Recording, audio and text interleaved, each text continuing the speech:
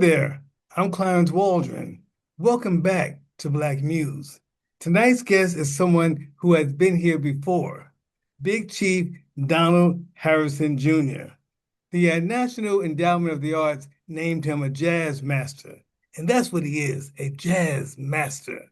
So now he's doing something a little bit different. He has a new recording called The Magic Touch, where he takes one song and transforms it into 10 totally different musical styles. It's really amazing how he does this, and I can't wait to talk to him about it. So let me just stop now and let's get moving. Hey, Donald, how are you?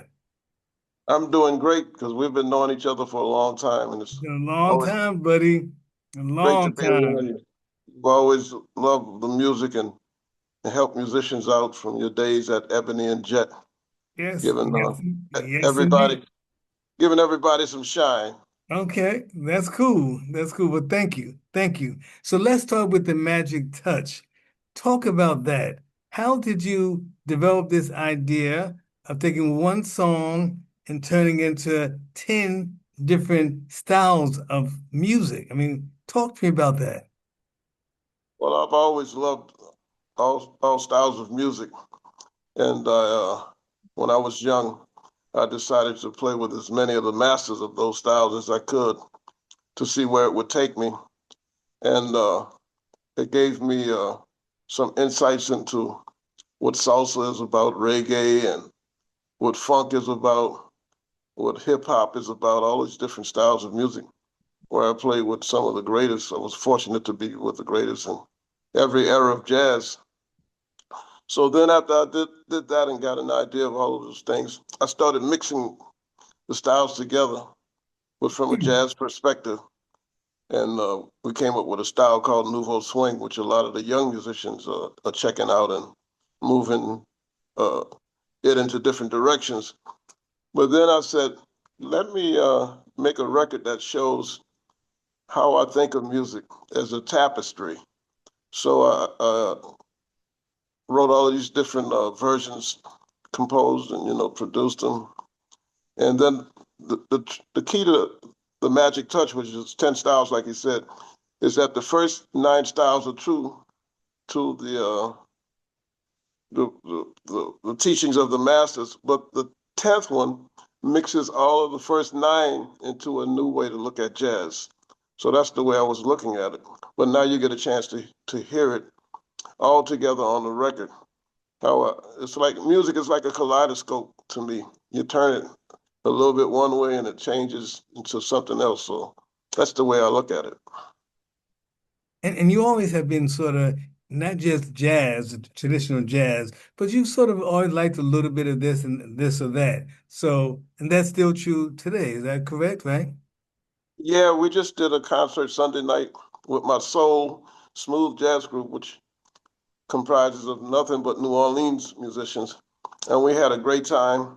One night we might be playing hip hop with my friend Diesel, who produced Lil Wayne and J Lo and all these kind of people, and then the next night we'll be doing straight ahead with a band. So we go on the road and we might play 5 different styles of music, and there's some spaces that let us mix them together. We did one concert where we played with 3 different bands. We called it Harnacopia. So we've been very fortunate that we've been able to develop audiences in many styles of music, and that's kind of difficult in the music business to have that kind of freedom to play with whatever you feel and and change genres, and then bring it back together. But it's a labor of love that we're happy that we went through, and that people know us. I just heard that we made it on the charts with the Magic Touch, the soul version. We made it on the charts today. Oh, So, really? and Oh, we were on the charts with the jazz version. We're getting airplay on hip hop stations with the hip hop version, and we're getting airplay on salsa stations with the salsa version. So this is sort of unprecedented water, but yeah. we're bringing people together, as well as opening ears to different styles of music. That was something I didn't think about that it's happening that I'm very happy about. Got it. Now you also you co-own a record label now? Yeah, we started a label. It's called Roots to Infinity Records, which is a statement that I was making about what I think of how I look at music. And a friend of mine who's can help out with a lot of different things. He said we should start the record company and name it Roots to Infinity because that covers all the ground. You can't miss with that. And I think he's right. I'm just happy that we're going to sign people to the label and Hmm. have some young people and older musicians have a home where they know that musicians are in charge a little bit and going to look out for them from a musician's perspective. Got it. Now, let's stop there for a minute. You have a nephew that you introduced to the world years ago. How is he doing nowadays? And tell me his name again, please. Oh, his name when he was young was Christian Scott, but now Right. he's Chief Zion Atunde Adjua. So it took me a while to figure out how to say it, but I can say it well now. And he's a leading force amongst the young generation. He gets more downbeat covers than me, and I think he won one of those big grants, MacArthur grant, or one of those things, and he's doing well. So we're happy for him, and I'm really happy that he says that Nouveau Swing was the catalyst for him finding himself in the music. And a lot of these young people are saying that. Well, we're very happy for him. He came and played with me about a month ago.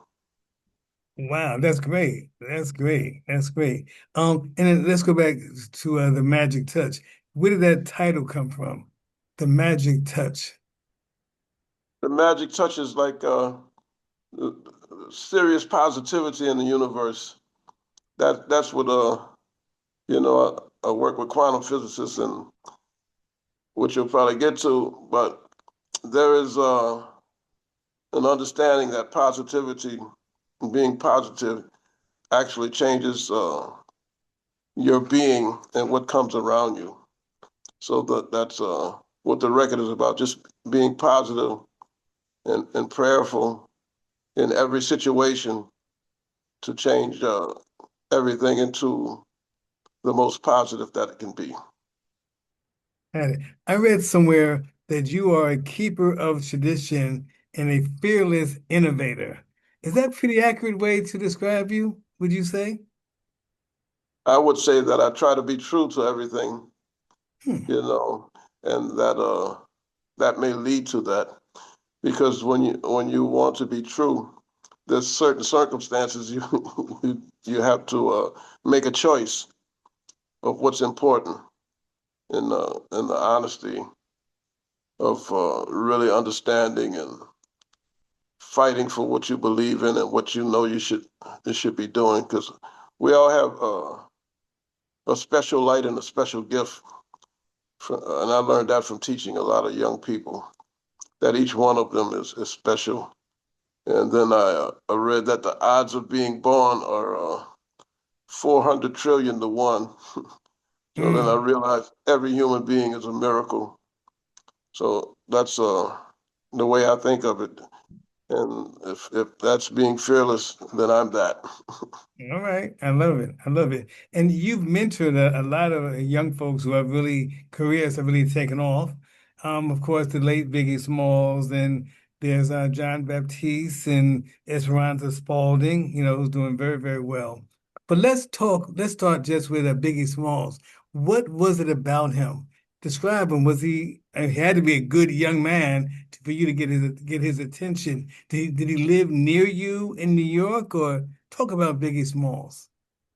Yeah, well, I met him when he was around 13 years old because he was an only child, so his mother used to let him sit on the porch. In New York, they call it a stoop of his building, which was two buildings down from mine. But he always engaged me and adult conversation at 13, very astute and intellectual and knowledge of the world. So it was like talking to an adult, but he still was a kid and having fun out there. And he knew he could engage me, and he loved that I played music. And one thing led to another. He said he wanted to be in the music business and to rap. So that led to him coming to my house all the time. His mother approved it once she met me, and we just began to work on music for about 5 or 6 years.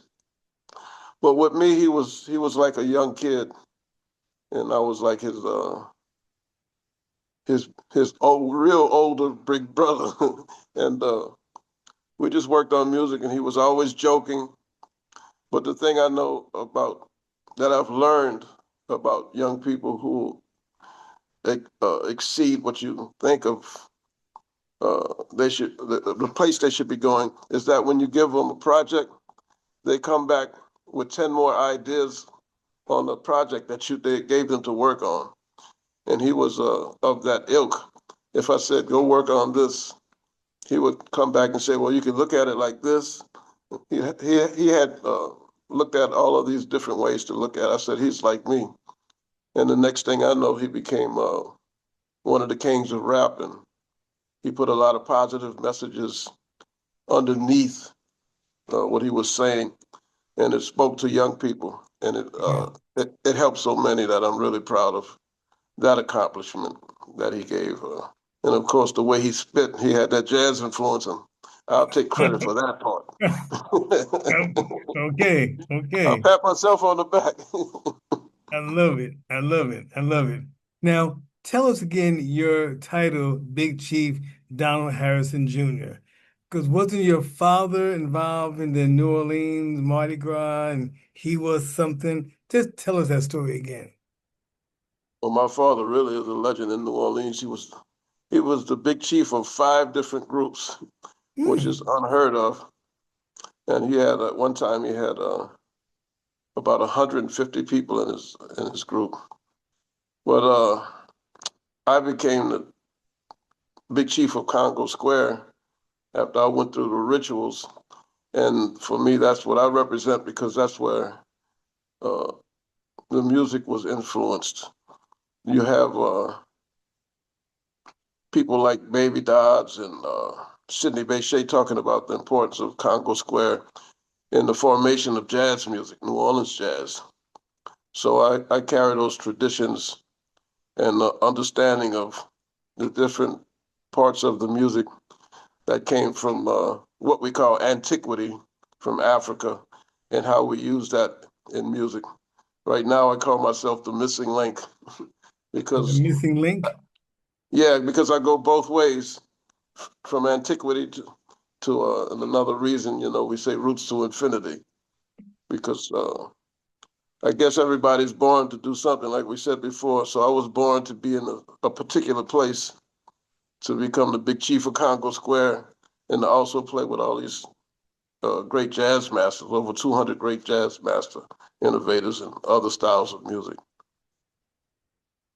Got it, got it. Now let's pivot for a moment to your much anticipated gig coming up this week, July 10th through the 12th at Pocket Jazz Club in New York City. What can we expect? Well, you're going to expect, we always do a short history of jazz. So we start in the 20s and 30s. That takes about 10 minutes, but we also play some of the nouveau swing music that we worked on over the years. And then we get to some of the music from the Magic Touch so people can feel what that's about. And then we end on a New Orleans note with some Big Chief music, and Mm. everybody seems to have a great time and they love it. And what I'm happy about is that we're spreading joy. Everybody leaves happier than when they came in. That's the gist of what people tell me after they hear the music, that we brought joy to their life. And that's a great thing, I think. Got it. Now, tell the viewers what time it'll be and where the club is located. The club is located in Midtown Manhattan. I'll put it like that. And the times will be 7 and 9 p.m. So you can look us up on thepocket.com and everything will pop up and come hang out, like you said, July 10th, 11th, and 12th, 7 and 9 p.m.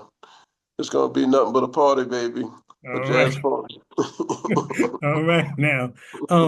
Before I let you go, who was on your playlist? I'm just curious. Who are you playing right now? I'm checking out the Afrobeat stuff, Hmm. and I'm always going back to the older music, listening to Duke Ellington today. Charlie Parker's perpetual on my playlist, my hero. John Hmm. Coltrane and some of these young musicians that are coming up, listen to what they're doing. I love what Vince Wilburn is doing with the Miles Davis Electric Band. He comes from Chicago, as you know. That's Miles Yeah. Davis's nephew. So Yes. Yes. Yes. he's doing a great job with that. If you get a chance, go check him out. Uh, my man Robert Glasper, Nicholas Payton. I'm just checking out so much music. I'm always listening to the old blues from the 20s, Chicago blues, you know, so many styles of music. Delta blues, I love all of that stuff. So you might see me checking out anything. That's cool. That's cool. Well, our time is fast, has gone by so quickly. Anything else on your mind that you want to share today? Yeah, I'm also checking out the hip hop music, Oh, every era, from Melly Mel to Lil Boosie, all of them, that whole gamut. But I just want to share that uh, what I tell my students, and I try to tell everybody, life is like a bank account. Whatever you put into that account, you'll be able to pull it out. So work hard because you are a miracle and treat yourself like one and treat everybody else like a miracle. And we'll have a better space. nice, nice. Now, where do you teach? What universities or what schools do you teach? Well, right now, I'm doing something with the Louis Armstrong Foundation, but I've taught at the New School, William and Mary, at Berkeley, different places, around the globe, really, in Paris. So we just bring it where people Wow. give us a space and teach them what we learned from the masters. Right, The right. masters told me to pass on what I learned from them, and that's what I do. I pass it on. We got a young kid in New Orleans, a young drummer, Rehan Ruiz. He played with us. He's 18. He's in the soul band. He's about to be in the jazz band as well. So Hmm. you're gonna just like Christian and Esperanza. He's a name you'll be hearing about. Got it. Got it. All right. Well, our time is up. So let me do my quick little shout out if you allow me a minute. Out to Howard Sandifer and his wife Darlene Sandifer.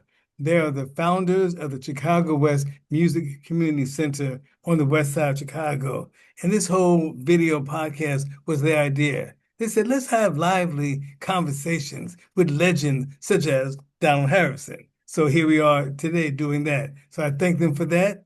And you know what I'm about to do, viewers. You know what I'm about to do. Viewers, you've got to click like and subscribe. You've got to click like and subscribe. We've got to get our numbers up. Come on, y'all. Come on, y'all. But anyway, thank you. Thank you. Thank you. Thank you, Donald Harrison. It's been great once again.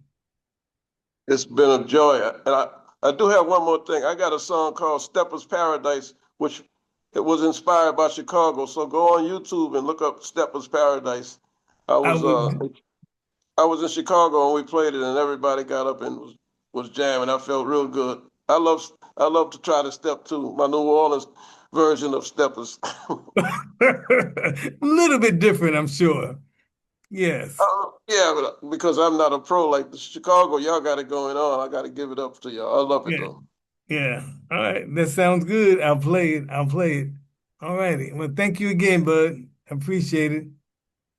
Thank you. You're the best.